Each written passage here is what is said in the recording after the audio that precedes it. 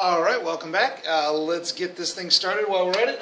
Today we're going to talk about part 2 of the Civil War. We're going to finish it up, a period which I like to refer to as the Age of Grant, just for the sake of division and analysis. So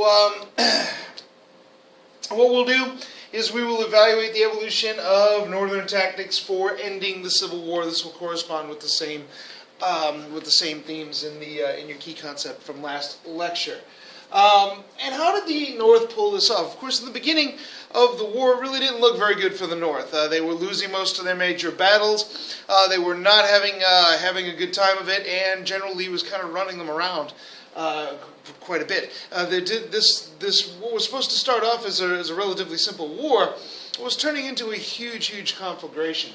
But the war is going to progress in many ways. Now, the status of the war in Virginia was, in essence, a stalemate.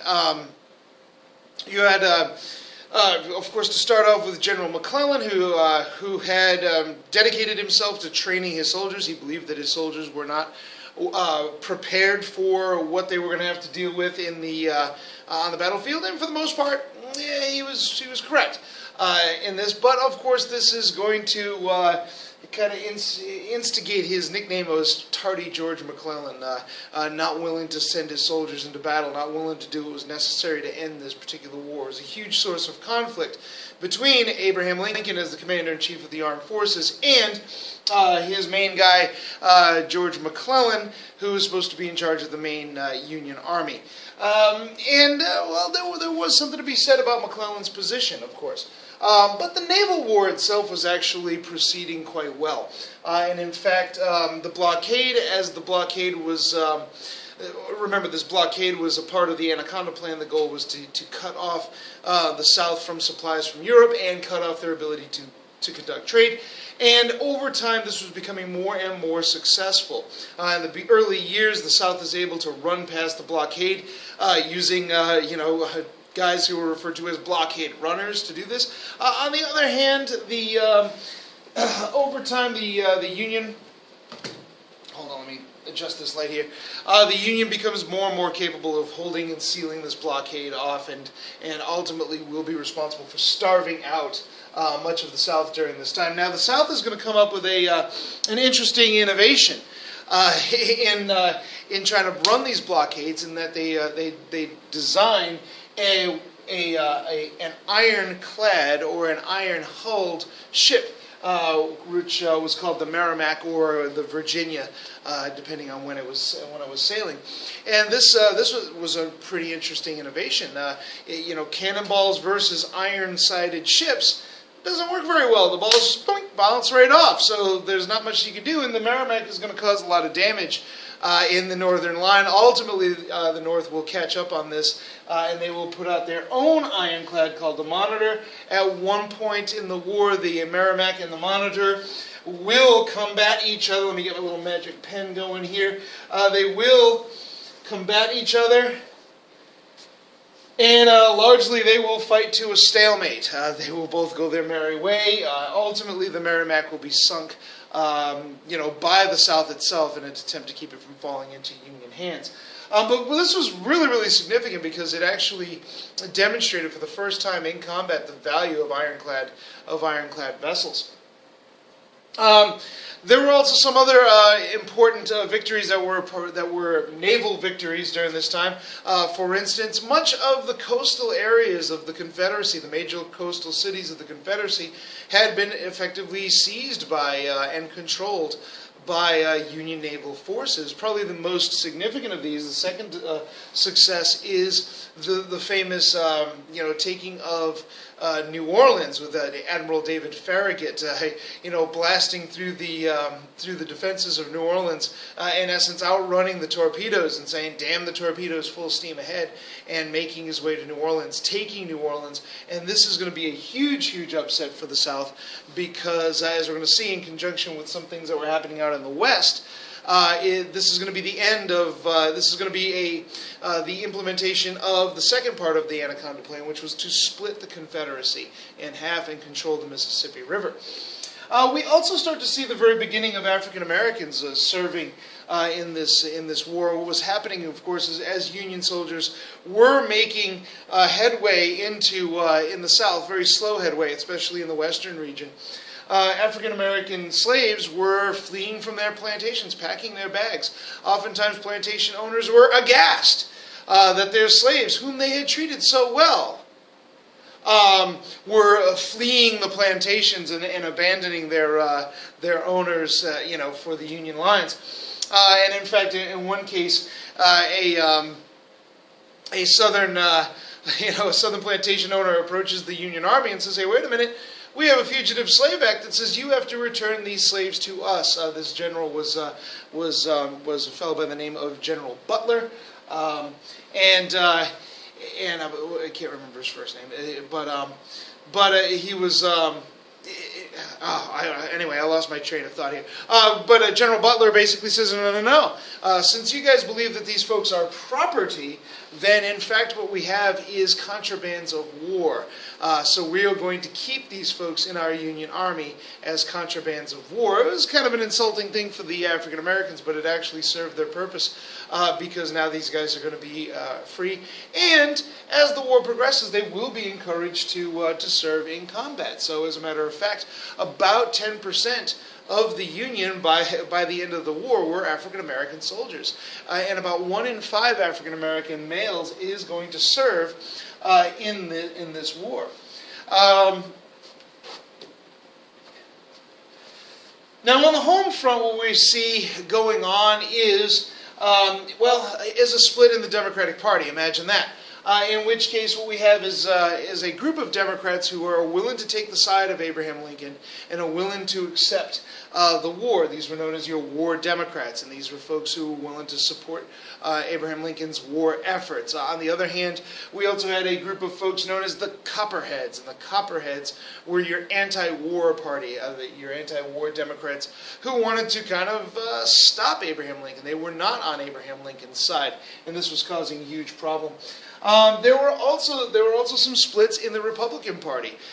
This split in the Republican Party involved mostly moderate Republicans who felt that we needed to prosecute the war in such a way that brings the country back together, whereas we also had a group of radical Republicans who believed that slavery and the slavery issue had to be a centerpiece of their war efforts, and ultimately ending slavery both in the North and in the South. And this is going to be a huge problem for Abraham Lincoln. He's got to get these radicals on his side.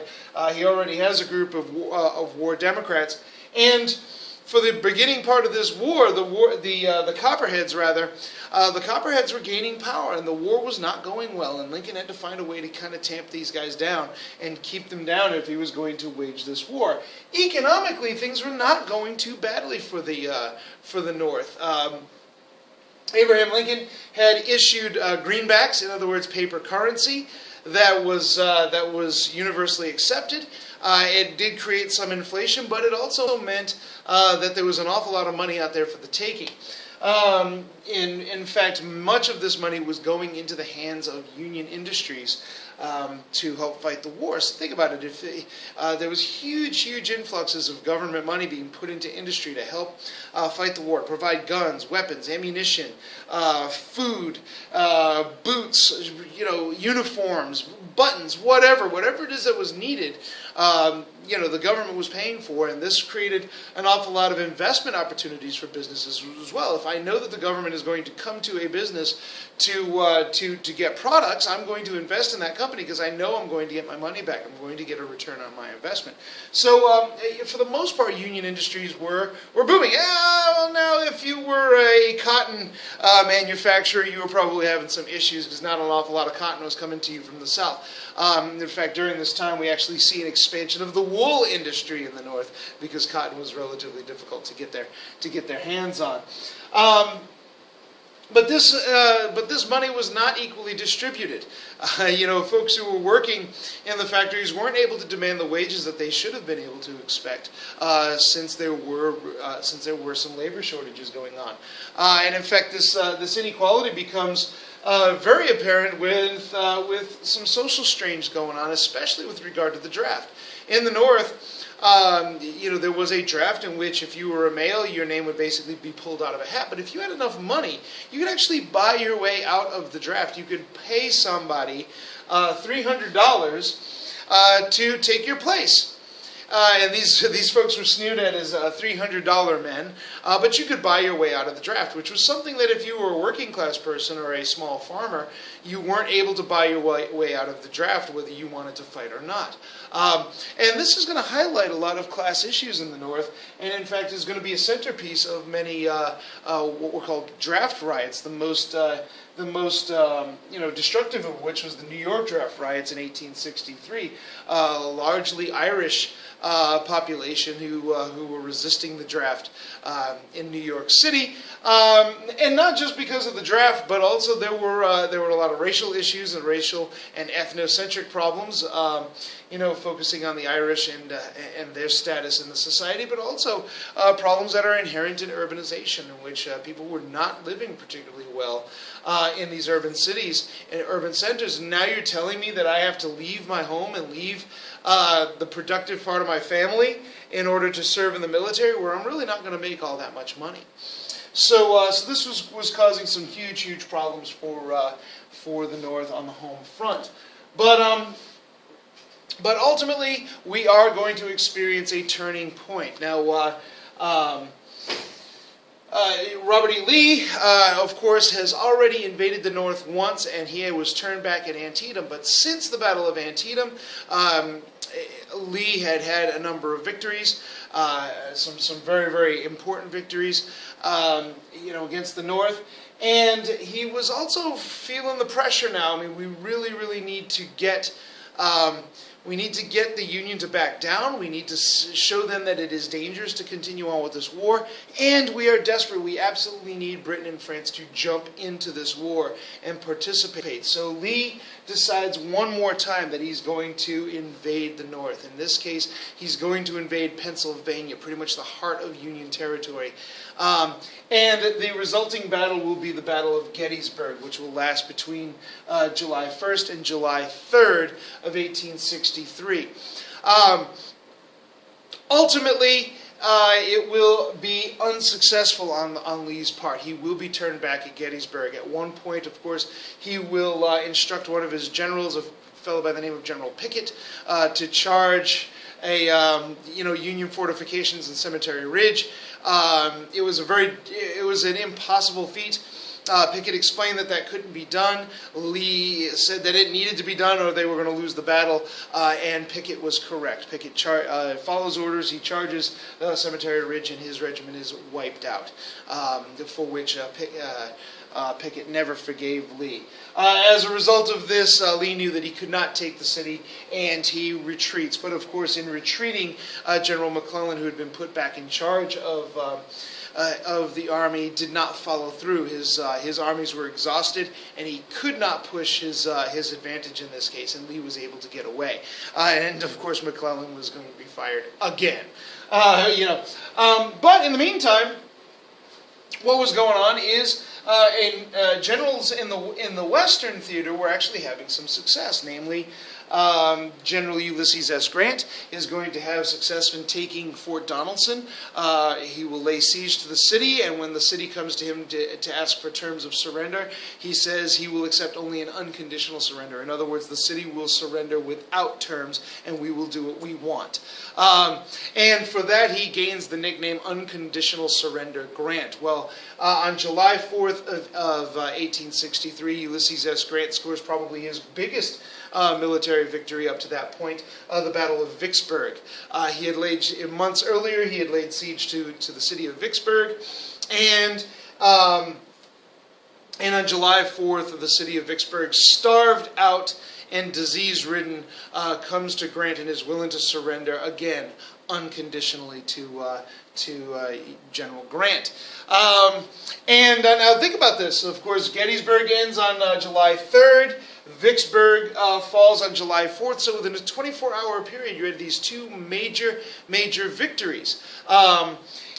as a result of the Battle of Vicksburg, the United States Union forces are going to gain total control of the Mississippi River and effectively split the Confederacy in half. Of course, part of that is the fall of New Orleans, and the other part of that is the Battle of Vicksburg.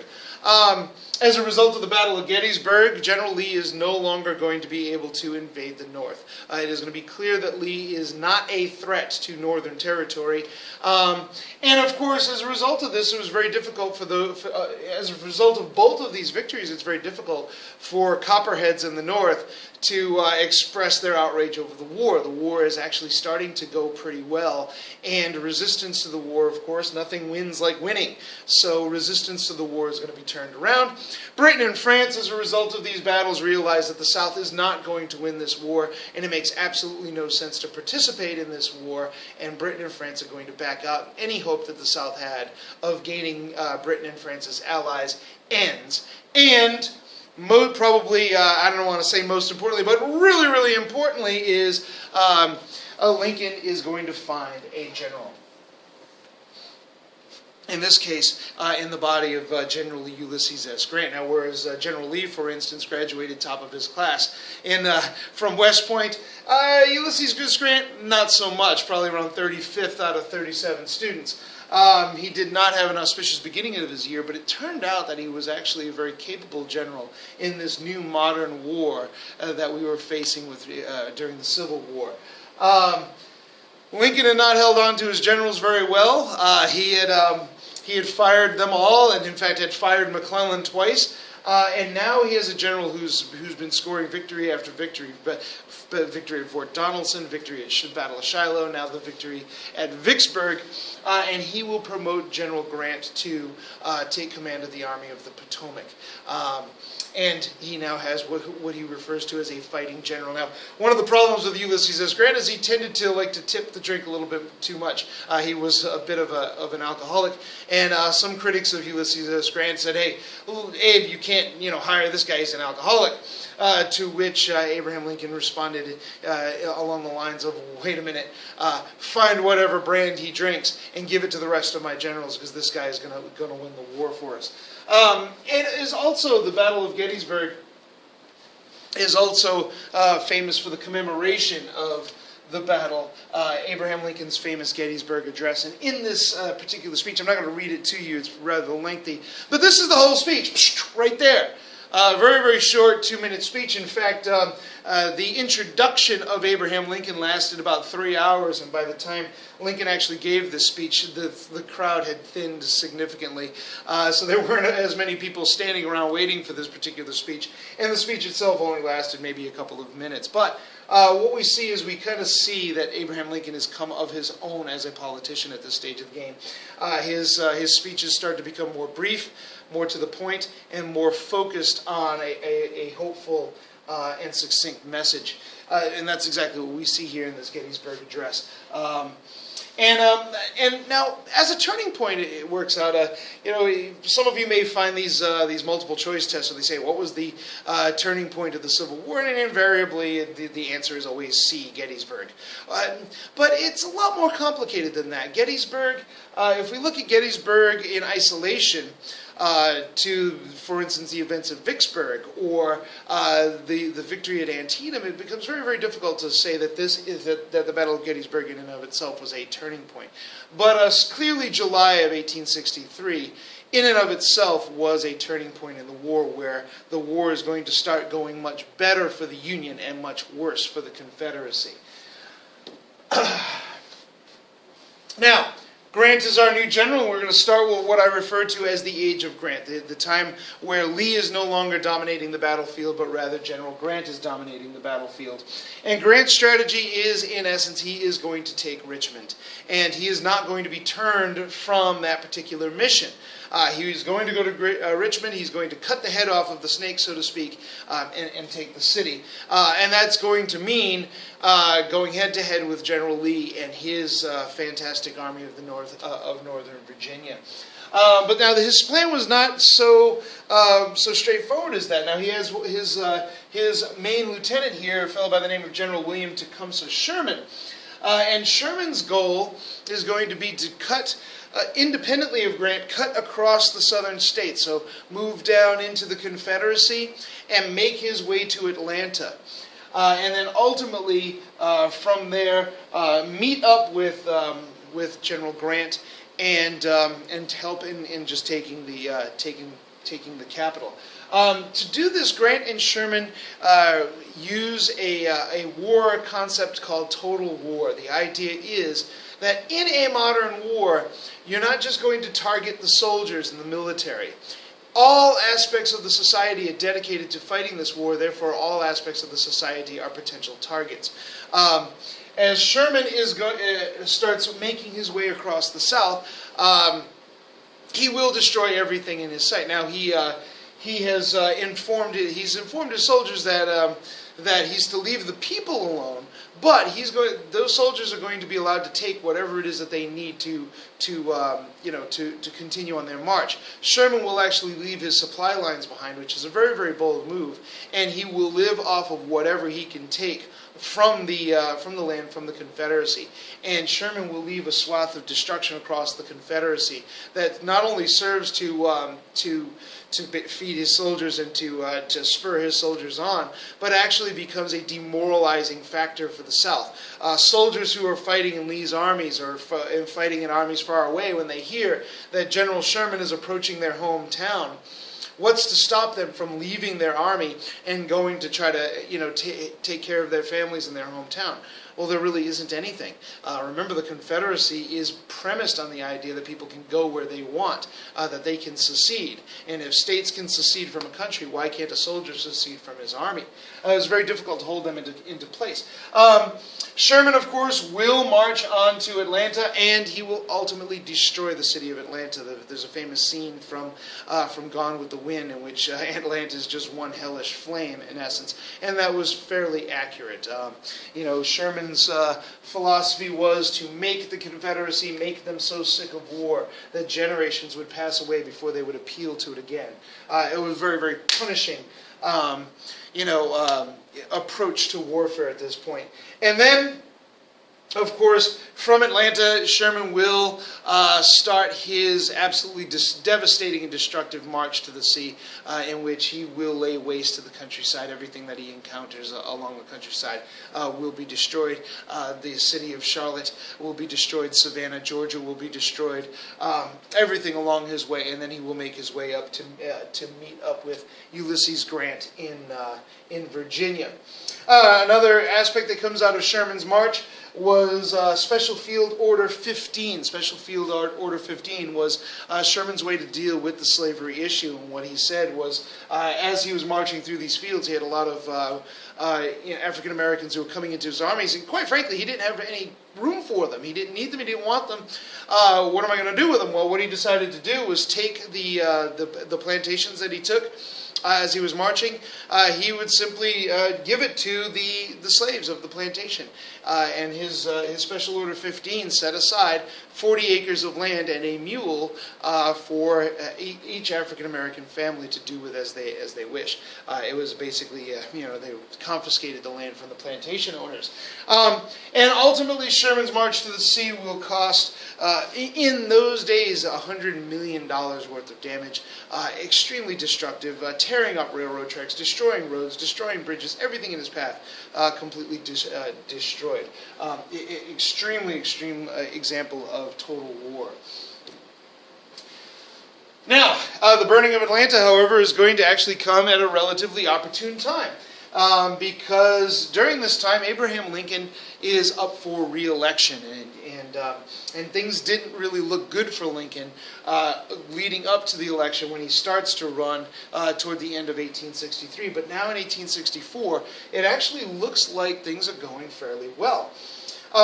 He's up against General George McClellan. General George McClellan, of course, was the guy whom Lincoln had fired twice. Apparently, he was rather bitter about this. So he ran against Lincoln on the Democratic ticket. Here's an example of a campaign poster from 1864 in which people are advised to vote for McClellan. And and get peace, whereas all Lincoln has brought has been death and destruction and horrible war. However, news of Sherman's burning of Atlanta and Sherman's marching to the sea and the collapse, the imminent collapse of the Confederate Army during this time is looking actually pretty good for Lincoln, and Lincoln wins rather handily. And what's very telling, of course, is that 78% of soldiers actually voted for, Abraham Lincoln, which, against General McClellan. And really, the history suggests that the soldiers in the Union Army really, really loved McClellan. But as far as ending the war was concerned, they were willing to stick with Abraham Lincoln. Which leads us to the end. I mean, Grant has some advantages over Lee at this stage of the game. His soldiers are actually well seasoned at this point. They know the lay of the land. But most crucially, Ulysses S. Grant has lots and lots of people that he can throw into these battles, whereas Lee is losing people leaving his army as the fighting continues, especially as Sherman makes his way across the country. And Grant has a huge industrial advantage. If a cannon gets broken during a battle, he can replace it. If rifles get damaged, he can replace them. So Grant is able to replace, material and people at whim, and he's going to use this as a tactical advantage in attacking Lee. This is going to result in some really, really devastating battles like Spotsylvania and the Battle of Cold Harbor and the Wilderness Campaign, in which thousands of Union soldiers were going to be killed. Some of them pinning their names and addresses on their clothes so that their bodies can be returned to their families. The first use of what we would refer to as early dog tags. Ultimately, in a stunning move, stunning tactics versus General Lee, Grant will outflank Lee. He will take the city of Petersburg, lay siege to it, and ultimately destroy the city of Petersburg. And at this stage of the game, it's real clear. Sherman's marching through, virtually, not entirely unchecked, but virtually unchecked. Ulysses S. Grant is making progress toward Richmond. It's clear that the war is coming to an end. Ultimately, Jefferson Davis is going to send his friend Alexander Stephens to Washington, D.C. to negotiate an equitable end or at least an amicable end to this war. And what becomes known as the Hampton Roads Conference. The Hampton Roads Conference will, of course, fail. The Confederate States were unwilling to rejoin the Union. They wanted to remain separate. They just wanted to negotiate a peace. And Abraham Lincoln wanted to have the full surrender of the South, and Alexander Stephens was not willing or able to agree to that. So the Hampton Roads Conference, a chance to end the war, ends in failure, and it doesn't actually come about. But ultimately, the end of the one of the problems with the Hampton Roads Conference is the South really didn't have anything to negotiate with. It was clear that they were going to lose and that it was just a matter of time. So, as my students who try to negotiate themselves out of doing homework, they don't have anything to negotiate with. They have nothing to bring to the table. Therefore, they end up getting stuck doing homework. Ultimately, in a place called Appomattox Courthouse, Lee's army is going to be surrounded. This was a really, really intense moment in history. If we take a look, think about what's going on, Lee's surrounded by his soldiers who have literally followed him through hell and back. They are emaciated. They are diseased. They are starving. They're low on ammunition and equipment, and these are his last holdouts. Many of them are swearing that they will go with Lee to the end. But Lee, as a responsible and moral commander, realized that there was no way he could ask any more of his soldiers in this lost cause. He then sends a message to Ulysses S. Grant, a man who is known as Unconditional Surrender Grant, for terms of surrender.